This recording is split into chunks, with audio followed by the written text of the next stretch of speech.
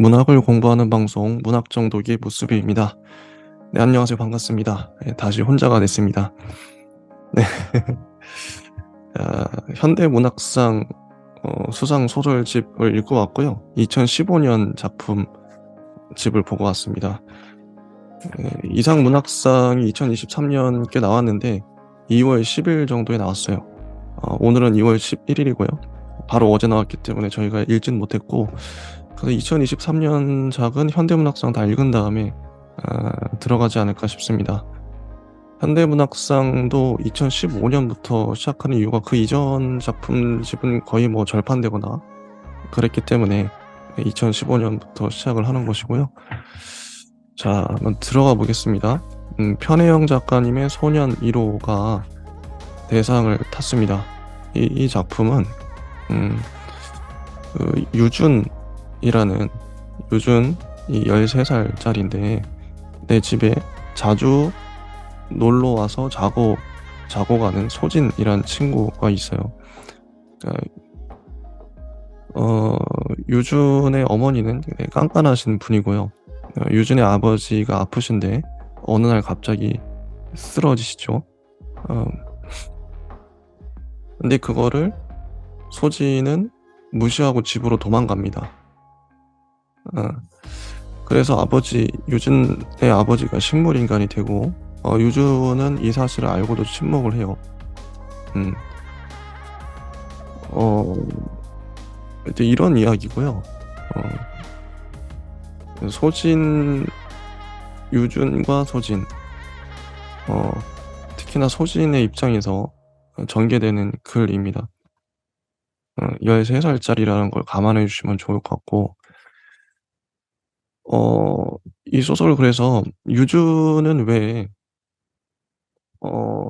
소진이 도망간 사실을 알고도 침묵했을까? 소진이 유준의 집 혼자 있을 때 서재의 서랍을 뒤지거든요. 근데 그걸 알고도 침묵을 해요, 유준은. 왜 그랬을까? 어 아마 유준에게 소진은 유일한 친구여서 친구를 잃고 싶지 않은 마음이 컸을 것 같고, 음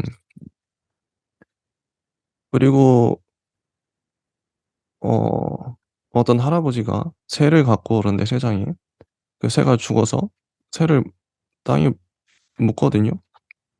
근데 새 묻은 땅을 파헤치다가 유준이 하는 말이 "비밀이야." 이런 말들. 음 그럼 '소년 1 호라는 제목의 뜻은 뭘까?' 이런 생각들이 많이 들었고요.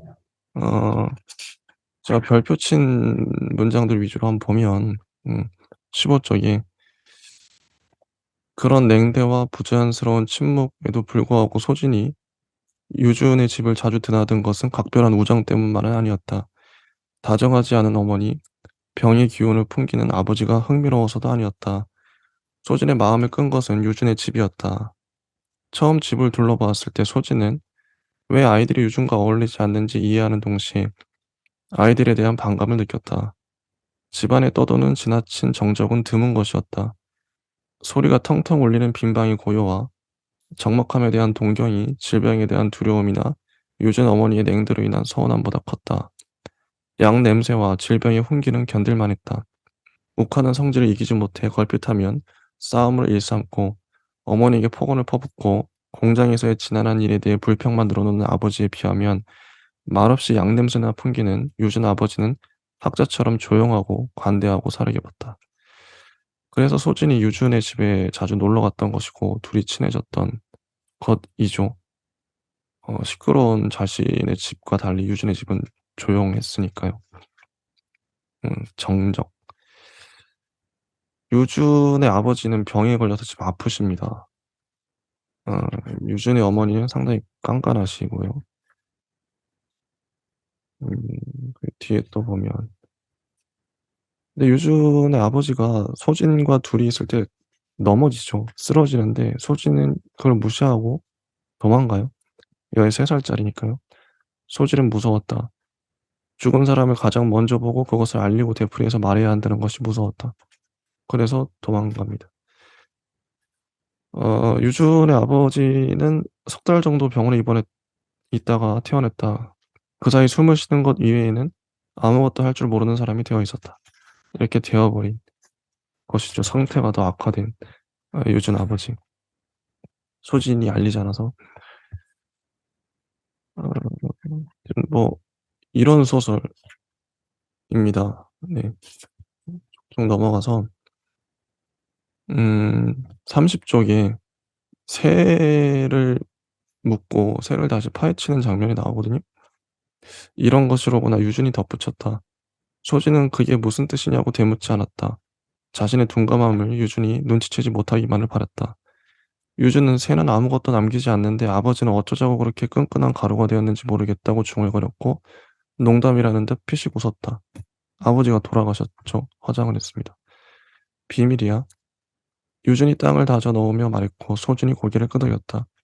아버지에 대한 농담이 비밀인지 죽은 새가 감쪽같이 사라진 게 비밀인지 알 수 없는 채로 그것은 그들이 함께 가진 첫 번째 비밀이 되었다. 마지막이기도 하다는 걸 당시엔 알 수 없었다. 음. 그쵸. 그리고 32 쪽에 이제 마지막 문단인데요. "황급히 집에서 빠져나가는 소진을 보았을 수도 있었다. 그런데도 유전이 한마디도 묻지 않았다고 생각하자 몹시 두려워졌다. 두려운 가운데 실제로 일어난 일과 어쩌면 일어날 수 있었던 일까지 알 것 같은 심정이었다. 소진은 결코 눈을 뜨지 않았고 침대를 내려다보는 기척이 계속되는 가운데 어느 순간 까무럭 잠에 빠져들었다.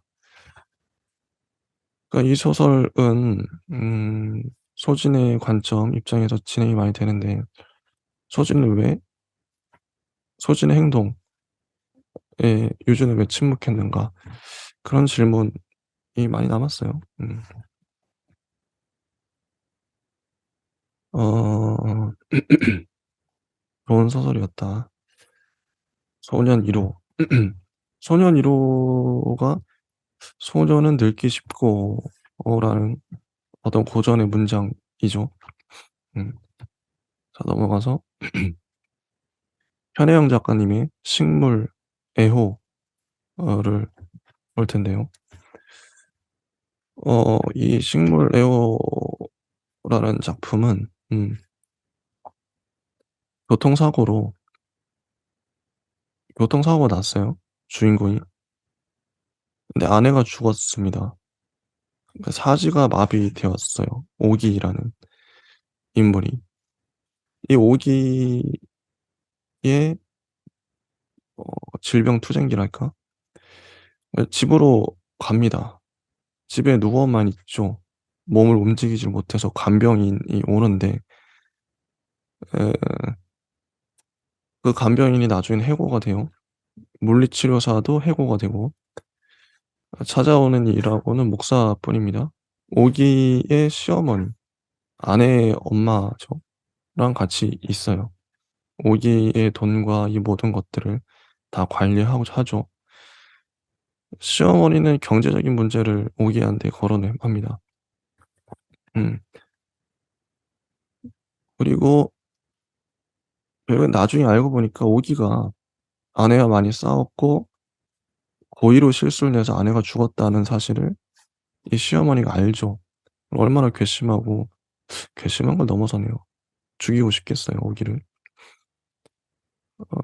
읽는 내내 이 소설은 오기의 아픈 몸이 그대로 느껴져서 제 몸이 아플 정도의 소설이었고 아픈 사람의 처지가 상상되고 공감이 됐다.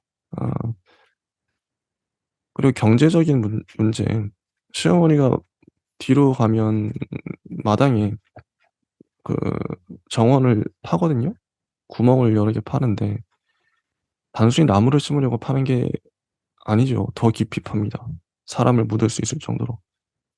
'구덩이 왜 파는가.' 오기는 자기가 묻힐 거라는 걸 알죠 거기에.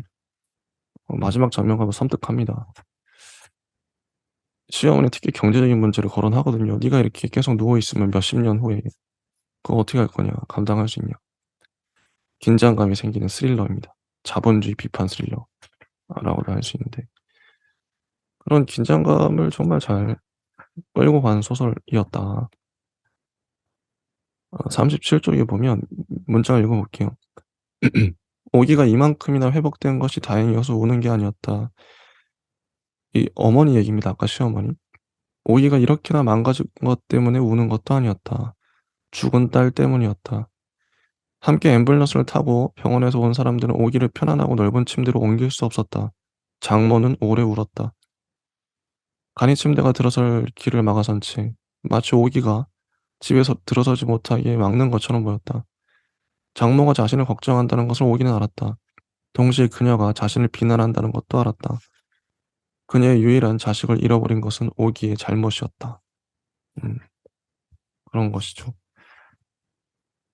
41쪽에 보면 오기는 간병인을 해고하지 않았다.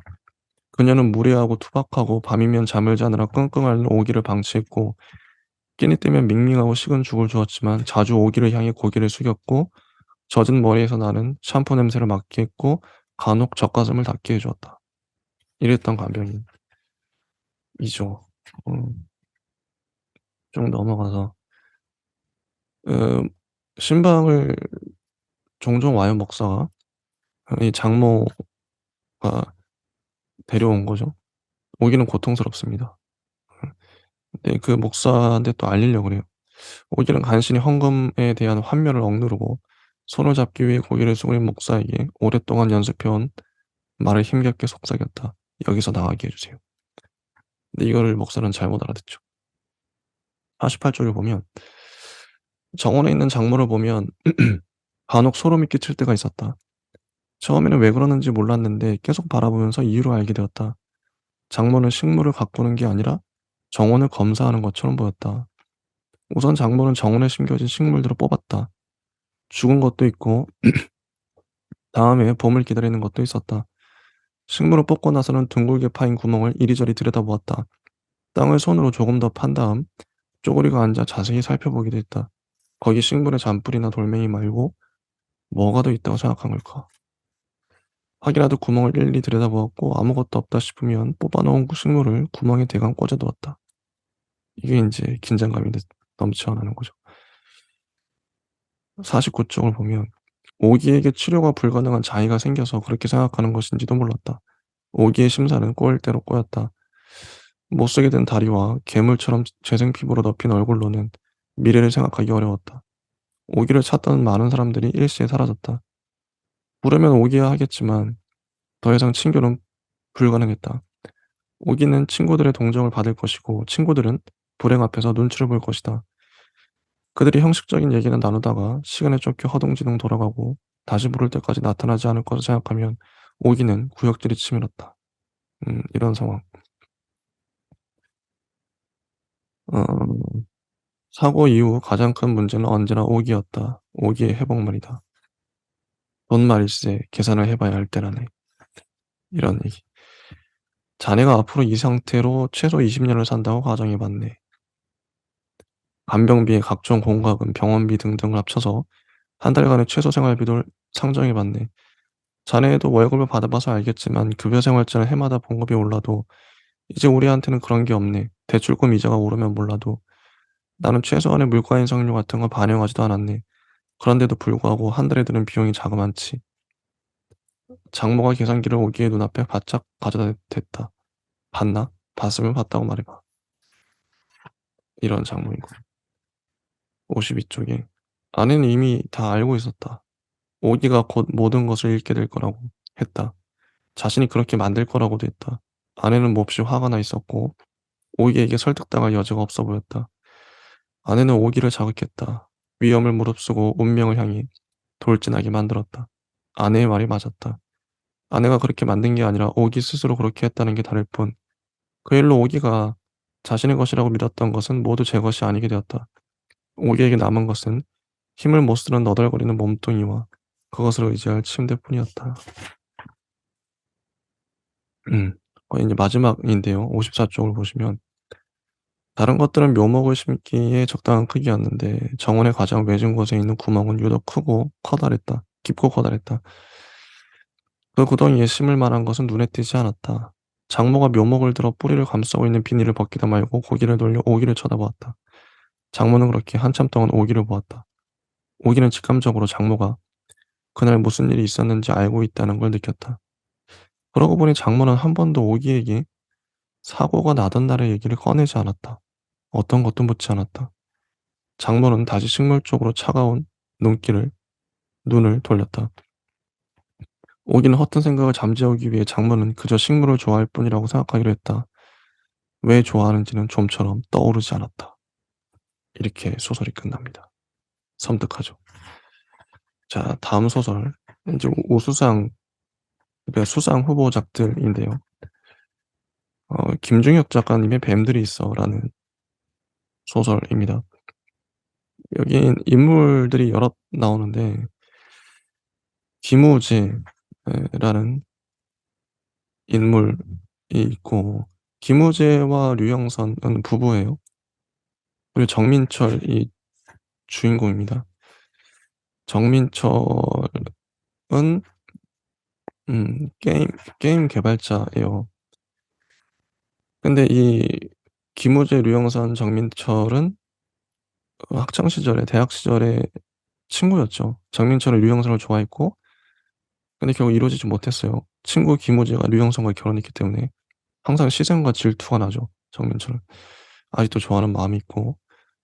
근데 김우재가 지진 때문에 사망했는지 연락이 안 됩니다. 지진이 일어나요. 엄청난 지진이 일어납니다. 김우재는 사망한 것 같아요. 류영선은 지금 홀로 남았죠. 근데 얼마 전엔 김우재와 류영선의 아들이 죽었어요. 얼마나 불운합니까. 그리고 정민철의 할머니는 무속신앙을 믿는데 뱀 이야기를 이 민철이한테 어렸을 적에 많이 해 줍니다. "지진이 나는 건 뱀 때문이다. 거대한 뱀이 움직이기 때문에 지진이 난다. 어두운 터널을 지나갈 때 어 비친 모습은 귀신이다." 뭐 이런 얘기를 해 주는 거죠. 선무당 같은 느낌. 천신을 믿는. 여기서 지진은 자연재해이기도 한데 불가항력적이고 어떤 천재지변이죠. 작가의 의도가 뭘까 생각을 해 봤어요. 천재지변을 당한 무기력한 인간을 게임과 무속신앙의 관점으로 해석한 거 아닌가. 정민철이 게임 개발자거든요. 그래서 자기가 게임 안에선 개발자니까 신이죠. 인간이 신이 됩니다. 자기 멋대로 지진도 일으킬 수 있어요, 게임 내에선. 그런 정민철. 근데 이 정민철이 사는 실제 세계에 지진이 일어났죠. 근데 이 지진을 어떻게 해석할 것인가? 자연이 신이다. 아까 거대한 뱀 이야기. 그 지진 현장으로 가는 지진 현장에 갔을 때 갈 때 인제 정민철은 고향에 지진이 났으니까요. 다시 인제 류영선이 있는 쪽으로 내려가게 되는데 묘한 기대감을 갖고 이상한 호기심을 갖고 설명할 수 없는 쾌감을 갖고 갑니다. 김우지에 대한 질투와 살이를 느끼죠. '이런 부도덕한 화자 를 어떻게 볼 것인가.' 그런 생각도 들었어요. 자, 문장을 잠깐 보시면 65 쪽이 "정민철은 손님이 뜸한 저녁 시간을 이용해 오래전부터 꿈꿔오던 게임 개발을 시작했다. 세상을 깜짝 놀라게 할 만한 롤플레잉 게임을 만들고 싶었던 적도 있었지만 이제는 간단한 휴대전화 게임을 만드는 정도로 꿈이 줄어들었다. 줄어들었어도 쉽게 이룰 수 있는 꿈은 아니었다. 게임의 규칙을 정하고 캐릭터를 만들고 어플리케이션 게임 만드는 법을 공부하면서 밤마다 차근차근 새로운 세상을 만들어갔다. 정민철은 규칙적인 낮의 세계와 변수로 가득한 밤의 세계의 불균형 덕에 지루할 새가 없었다. 음. 그리고 할머니의 뱀 이야기. "땅속에는 산보다도 더 커다란 뱀들이 살아. 오래전에 들었던 할머니의 이야기가 어디선가 튀어나와 컴퓨터 모니터를 덮었다. 에이, 그렇게 큰 게 어딨어. 할머니 순 뻥쟁이. 우리 꼬맹이 지진이라는 말은 들어봤어? 응, 학교에서 배웠어. 땅이 흔들리고 건물이 막 넘어지고 그런 거. 땅속에 있는 뱀들이 몸을 뒤틀면 온 세상이 흔들리는 거야. 쿵쿵쿵. 뱀들이 날뛰면 아무도 못 말려. 뱀들이 왜 몸을 뒤틀어? 화나는 일이 있으니까 그러지. 왜 화가 나? 자, 들어봐. 옛날 얘기야. 산이 높은 것처럼 땅속 깊은 곳엔 뱀들이 살고 있었어. 어느 날 그 뱀들이" 이런 할머니는 밤마다 기묘한 옛날 얘기를 하나씩 해 주었죠. 음. 이런 얘기를 해 줬습니다, 할머니가. 그리고 중간에 인제 정민철이 김우지와 류영선이 키스하는 장면을 봤던 대학 시절 얘기도 나오고. 음. 그리고 게임 속 정민철이 만드는 게임 얘기도 자주 나와요. 오버랩되고 있죠. 게임에서 할머니를 모티브로 한 친할머니를 모티브로 한 어떤 마녀가 등장하는데 이런 대사를 하죠. "내가 누군 줄 알아? 나는 우주의 음기를 온몸에 담고 있는 마녀야. 지금부터 내가 구슬점을 칠 테니까 잘 봐둬. 쟁반에다 100 개의 구슬을 던져서 나오는 점괘에 따라 오늘 너의 운세가 결정될 거야." 이런 게임인 거죠. 할머니는 점괘와 함께 오늘의 운세를 읽어준다.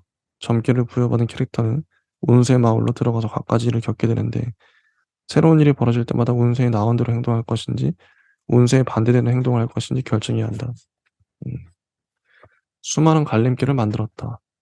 갈림길을 지나면 새로운 갈림길이 나오고 더 많은 갈림길이 계속 이어져야 했다. 끝이 없는 일이었지만 정민철은 모든 경우의 수를 기록하는 게 재미있었다. 세상의 모든 일을 기록하는 기분이었다. 이 세상과는 다른 누구도 예측할 수 없는 괴상한 세상을 만들고 싶었다. 때로는 폭력이 구원이 되기도 하고 실수가 정답이 되기도 하며 우연이 지름길이 되는 세상을 만들고 싶었다. 캐릭터의 선택에 따라 새로운 일이 어떻게 연결될지, 캐릭터의 선택이 몰고 올 결과의 파급력을 어느 정도로 할 것인지, 할머니의 점괘가 운세 마을에 미치는 영향은 어느 정도로 할 것인지, 해결해야 할 과제가 산더미처럼 많았지만 그걸 하나씩 풀어가는 재미가 있었다. 정민처럼 운세 마을에서 생기는 일에다 지진이라고 적어 넣었다. 지진이라고 적어 놓고는 조금 미안한 마음이 들었다. 지진이 일어났을 때의 갈림길을 생각해 보았지만 마땅한 게 떠오르지 않았다. 정민철은 지진, 죽는다, 산다라고 적었다. 지진 슬러시, 건물 안에 갇힌다, 죽는다. 지진 슬러시, 구덩이로 빠진다, 산다라고도 적었다. 재밌죠? 예, 게임을 인간이 조작할 수 있으니까요. 통제할 수 있고. 얼 근데 자연적인 현상인 지진은 인간이 그렇게 조작하고 통제할 수 없죠. 재밌습니다. 이 구도 자체가 잘 잡았어요. 고민 이제 성 게임과 지진을 이렇게 왔다 갔다 하면서 성찰할 수 있게끔. "우주가 행방불명됐어." "그래? 지금 재수 씨가 피해자 가족 대기실에 나가 있는데 아직 연락이 없나 봐." "야, 여기 완전 지옥이야, 지옥. 텔레비전으로 보는 거랑 달라. 땅이 내려앉고 건물 무너지고 이런 지옥은 처음 본다." 걱정되는 게 재수 씨는 충격이 큰지 자꾸만 이상한 소리를 하네. 이상한 소리? 무슨 소리인지 혼자 계속 중얼중얼하더라고. 이런 평화로운 풍경은 얼마나 쉽게 부서질 수 있는지, 그 풍경에는 얼마나 연약한 고요함인지 정민철은 실감했다. 정민철은 온세 마을에 비정기적으로 지진이 생기게 해야겠다고 마음먹었다. 많은 건물이 파괴되고 수많은 장소가 폐허로 바뀔 것이다. 게임 이용자는 폐허에서 다시 시작해야 할 것이다. 정민철은 마을을 순식간에 폐허로 만들 생각을 하니 기분이 좋아졌다. 컴퓨터 화면에 사진을 보다가 정민철은 고향에 가야겠다는 생각이 들었다. 무너진 나무와 갈라진 땅과 다친 사람들을 직접 보고 싶었다. 정민철의 생각에는 동정심과 묘한 기대 심리가 뒤얽혀 있었다. 묘한 기대감인 거죠. 다쳐야 할 사람과 다치지 말아야 할 사람을 자신이 정할 수 있으면 좋겠다는 생각이 들었고, 자신이 직접 가서 누가 다치고 누가 다치지 않았는지 확인하고 싶어졌다. 잘 알고 있는 동네가 어떻게 망가졌는지, 얼마나 부서졌는지 직접 보고 싶었다. 정민철은 묘한 기대감으로 마지막 기차 시간을 확인했다. 서두르면 탈 수도 있었다. 정민철은 가게를 정리하고 기차역으로 향했다. 이런 거죠. 쭉 넘어가서 음 어 정민철의 할머니는 동네에서 선무당이라 불렸다. 동네 사람들의 점도 쳐 주고 어설프게 앵마이굿을 하기도 했다. 동네 사람들은 할머니의 점괘를 믿지 않았다. 믿을 생각이 없으면서도 할머니에게 자주 놀러 왔다. 할머니의 구슬점은 점괘의 확실함을 떠나 구경하는 재미가 있었다. 할머니도 참 웃기는 사람이었어. 정민철은 할머니의 모습을 떠올린 웃음을 지었지만 기차가 터널을 지날 때면 창밖을 내다보지 못했다. 어떻게 보면 미신일 수 있는데 재밌죠. 지진이라는 현상이 일어났는데 이걸 해석하는 두 개의 시선, 게임과 무속신앙, 두 개를 교차해서 보여주는 거죠. 정민철은 그 둘 다를 경험한 사람이고 운세 마을에 등장하는 괴장한 할머니는 정민철 할머니를 모델로 만든 것이었다. 어 류영선이 강당에 엎드려 있습니다. 어 류영선은 이렇게 절규해요. "그래 다 빼앗아가. 번개로 내려치고 갈기고 남은 거 더 없어? 더 흔들어 봐. 내가 끄떡이라도 하나 봐. 보라고. 내가 전부 다 복수할 거야. 응 그래. 더 밀어 보라고. 더. 오 주여 뜻대로 하시고 채찍으로 제 몸을 때려 주옵시고. 오 주여." 이런 상태예요. 하나님이 우리를 시험하는 걸까? 우재가 같이 나가서 점심 먹고 오자고 했는데 내가 그냥 사 온다고 했어. 같이 점심 먹으러 나왔으면 안 그랬어. "아니야. 그냥 우연이야." "우연이 아니야. 나 때문이야." "그런 생각하지 마. 나 때문이야 확실해. 네 탓이 아니라니까." "네가 뭘 알아. 넌 몰라." "내가 왜 몰라? 넌 몰라. 넌 여기 없었잖아." "여기 없었다고 모르는 건 아니야." "네가 뭘 아는데." "응. 네가 뭘 아냐고." 죄책감을 느끼는 류영선인 거죠. 친구들에 대한 걱정이나 고향에 대한 그리움보다 이상한 호기심과 설명할 수 없는 쾌감 때문에 여기 있다는 걸 눈치챈 것인지도 몰랐다.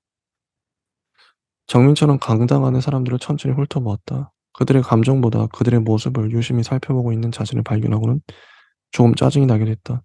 정민철은 타인의 슬픔을 잘 느낄 수 없었다. 스스로에게 자주 되묻곤 했다. 다른 사람의 슬픔을 함께 느낄 수 있다는 게 말이 되는 거야? 언제나 관찰할 뿐 공감하지는 못했다. 지하에 파묻힌 사람들의 마음을 아주 잠깐 생각했다. 사람들의 슬픔은 공감할 수 없었지만 공포는 쉽게 상상할 수 있었다. 사람이 땅속에 파묻혔다라는 문장을 생각하는 것만으로도 숨이 막혔다. 김우지가 땅속에 갇혔다는 생각, 그 속에 묻혔다는 생각, 어쩌면 지금도 적은 숨을 힘들게 쉬고 있을지도 모른다는 생각, 그런 생각을 하자마자 숨이 막혀왔다. 고통은 쉽게 상상할 수 있는데 슬픔은 공감하기 어렵다. 이런 좀 곱씹어볼 말이죠.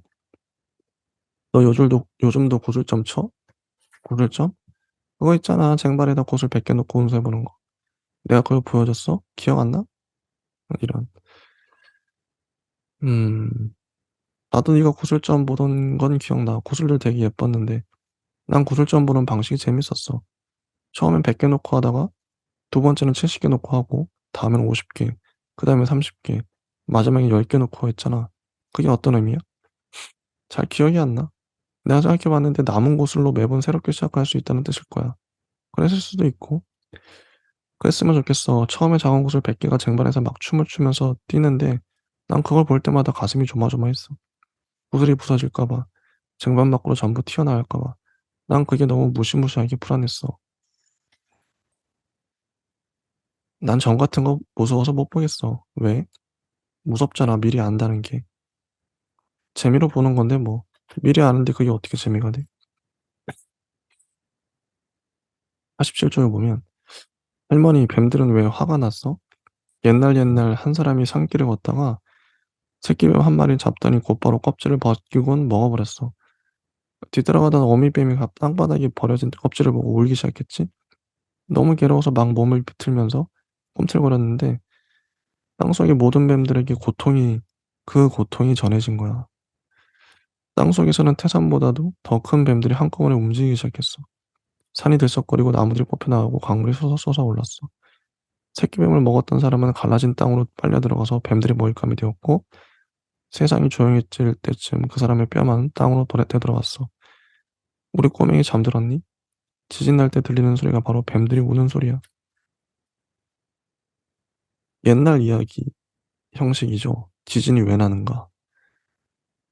네, 뜬금없긴 하죠. 한 사람이 산길을 걷다가 새끼뱀 한 마리 잡더니 곧바로 껍질을 벗기고 먹어버렸다.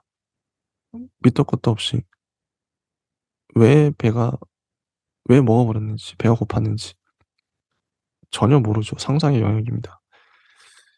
이런 게 설화나 신화의 장점이자 매력인 것 같아요.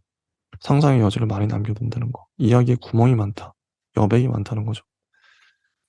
자기가 인제 비어 있는 부분을 채워가며 읽는 거죠. 많은 질문들이 샘솟는데 근데 여기서 일단 새끼뱀이 죽어서 어미뱀이 울고 그 고통이 모든 뱀들에게 전해졌다. 그래서 땅속의 큰 뱀도 움직이기 시작했다. 고통의 연대. 생각이 나네요. 89 쪽에 보면 "나 좀 안아 줄래?" 류영선이 눈도 뜨지 않은 채 말했다. 근데 지진이 다시 난 거예요, 여진이. 류영철은 정민철은 류영선을 안았다. 작은 생명의 품속에서 팔딱이는 게 느껴졌다. 정민철은 떨지 않아야 한다고 다짐했다. 류영선이 양심할 수 있도록 꼭 안아줘야겠다고 다짐했다. "괜찮아, 지나갔어." 라고 정민철이 다시 말했다. 자신에게 하는 말이기도 했다. "지나갔어, 지나갔어." 정민철은 류영선의 등을 두드리며 계속 말했다. "다시 올 거야." 류영선이 흐느끼며 말했다. "다시 올 거야." 류영선이 반복했다. 그 말이 맞다는 걸 정민철도 알고 있었다. 피하고 싶지만 피할 곳이 없었다. 지나갔다는 말을, 지나갔으니 괜찮다는 말을 더 이상 할 수 없었다. 정민철은 지나갔다고 하고 류영선은 다시 올 거라고 하고, 이런 게 운명인가 싶기도 해요. 류영선은 남편도 죽고 아들도 죽고, 이게 운명인가? 참 안타깝죠. 다음 작품 백민석 작가님의 비와 사무라이입니다. 음 이 작품은 한 여자가 있어요. 여자가 있는데 여자가 음 계속 두리번두리번 노숙자를 신경을 많이 씁니다. 베란다를 보기도 하고 밖에 나가도 노숙자를 계속 물어봐요. '왜 그러나 이 사람.' 음 싶죠. 어 달고 나서 드는 생각은, 여자는 우울증에 자살 기도까지 하고 요양을 위해 강남 아파트에 살고 있는 상황이에요 지금. 지금 남편은 출근하고 있고 혼자 하루 종일 집에 있습니다. 근데 우울증이 걸려서 자살 기도까지 해요. 요양을 위해서 강남 아파트에 살고 있는 상황. 남편은 그래서 매일 정해진 시간에 전화를 걸고 결국 일찍 퇴근하죠. 아내를 지키기 위해서. 여자 내면의 어두움은 외부의 노숙인 이미지로 드러나는 게 아닌가. 알 수 없는 공포와 환멸, 호기심과 관심이 노숙인에게 들어온 거죠, 여자가. 이 소설을 보면서 이야기꾼으로서의 작가의 탁월함. 첫 장면, 베란다 너머를 바라보는 여자.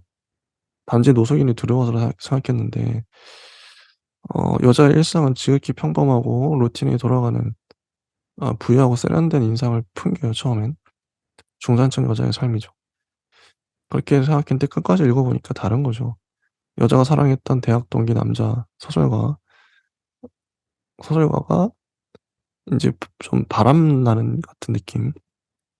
노숙인에게 접근하는 매개체로 등장하고 비와 사무라이 이야기를 여자에게 해 주고. 어 어 그러니까 이 대학 동기, 이 남자 대학 동기는 사진을 열심히 찍습니다. 세상을 다 담겠다는 듯. 그의 직업은 소설가이고 등단도 했죠. 여자가 결혼했지만 여자를 아직도 사랑한다고 말하고 여자한테 키스를 해 주기도 하고, 세상을 다 칼날로 베어 버리겠다는 사무라이 그 증오를 갖고 있죠. 끊임없이 자기 배를 가르는 사무라이 칼날 자해. 아 이런, 여자는 현대인의 우울증의 표상이라고 생각합니다. 비와 장마가 계속 내리는데 수림이라는 이름도 그렇고, 여자가 왜 우울한지는 안 나오죠. 다만 증상만 나올 뿐입니다. 문장들을 보면 94 쪽에 "어쩐지 올해는 노숙자들이 좀 일찍 나온 것 같지 않아?" 이런 말. 어쨌든 분명한 건 목련이든 벚꽃이든 개나리든 봄꽃이 피기 전에는 공원이며 강변 산책로에 노숙인들이 나오지 않는다는 사실이었다. 여자는 그렇다면 봄꽃이 피기 전에는 노숙인들이 어디에 가 있을지 궁금했다. 그저 잠깐만 궁금했다. 음. 그리고 '꽃들이 폈으니 노숙자들이 오겠지.' 하고 그녀는 생각했다. 음. 대학 시절에 그 대학 동기, 남자 대학 동기가 이런 말을 하는데, 수림이라는, 어 남자 대학 동기랑 잠깐 사귀었다가 헤어지죠. 근데 그 헤어지면서 남자애가 이런 말을 하는 거죠. "너는 언제나 얼굴에서 피가 올 거야. 이 그 한자로 수림 같은 계집애. 평생 수림 속에서나 살아라. 여자는 수림이라는 단어를 알지 못했다. 남자는 여자보다 지적으로 우위에 서지 않으면 못 견디는 성미였다. 수림이 어떤 뜻이냐? 어두침침하고 우울하게 내리는 긴 장맛비란 뜻이 있으며 풀어 쓰면 시름 겨운 장마, 슬픈 장마라는 뜻도 된다는 사실도 알아냈다. 비와 사무라이는 뭐랄까 교훈담 같은 거야. 사무라이 칼 놀림은 장마철 빗줄기 같아야 한다는 거지. 장마철 빗줄기? 그때 여자는 무슨 일본 영화에 대해 얘기하는 줄 알았다. 어, 이거 사무라이들이 즐기던 경기 중에는 자기 배를 얼마나 더 잘 가르냐 이런 경기도 있었대. 음, 상대 배가 아니라 자기 배를 웃기지 이런 얘기를 하는 거죠. 그리고 승자는 갈린 배를 깨맞다가 다음 아울면 다시 시험에 나갔다고 했다. 음, 넘어가서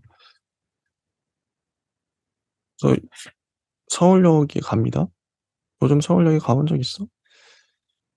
서울역에 가서 노숙자를 보려고 간 거죠. 근데 서울역에 공사 육교기 공사하는 바람에 서울 이제 역사에 노숙자들이 몰려 있죠. 음. 쭉 넘어가서 노숙인들을 보고 노숙자에 대한 묘사가 상당히 많이 나와요. 음.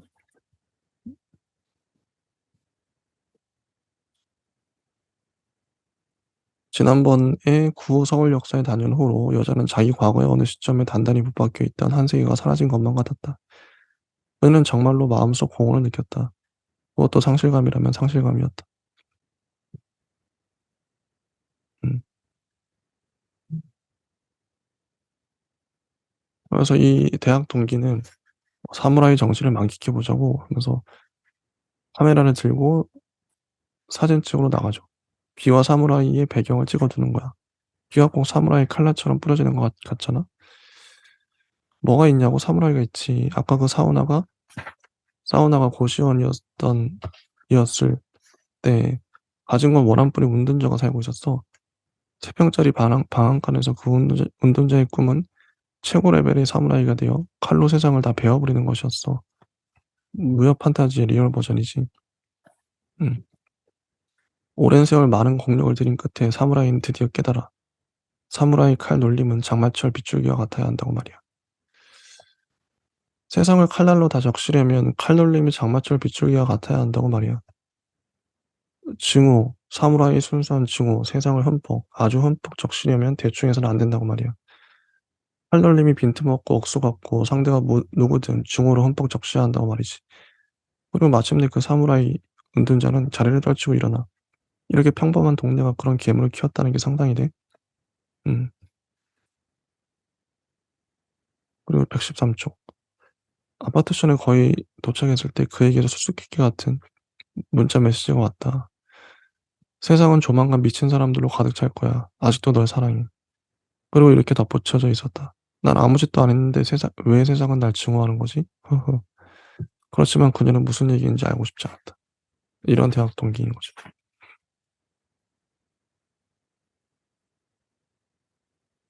어, 그리고 이제 남편과 말다툼을 벌입니다. 오빠는 왜 이렇게 일찍 오냐고. 응. 오빠는 친구도 없어. 혼자 놔둘 수가 없어. 응. 그런 얘기를 하는 거죠. 여자는 싱크대에서 허리를 기댄 채 소리 죽여 울었다. 남편에게 우는 모습을 보이고 싶지 않았다.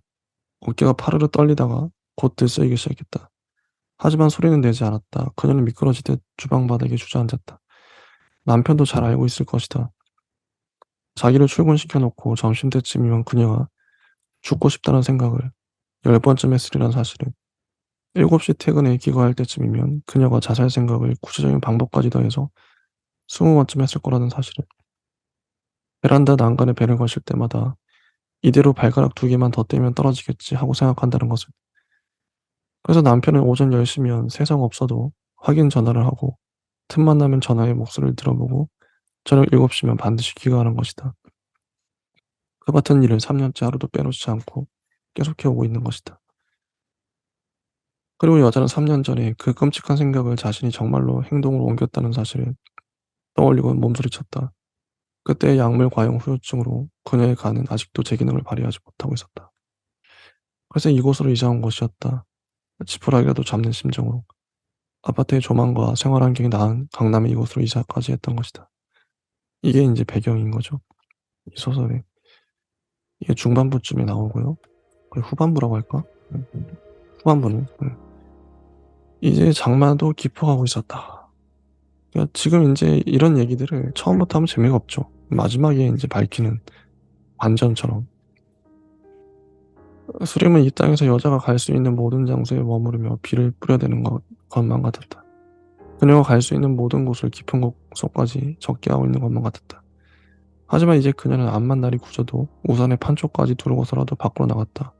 장화를 신고서라도 외출했다. 노숙인들은 이제 문제가 아니었다. 서울역의 인도 육교에도 여자의 머릿속에 더 이상 노숙인들은 살고 있지 않았다. 공원과 둔치 산책로에도 노숙인들은 없었다.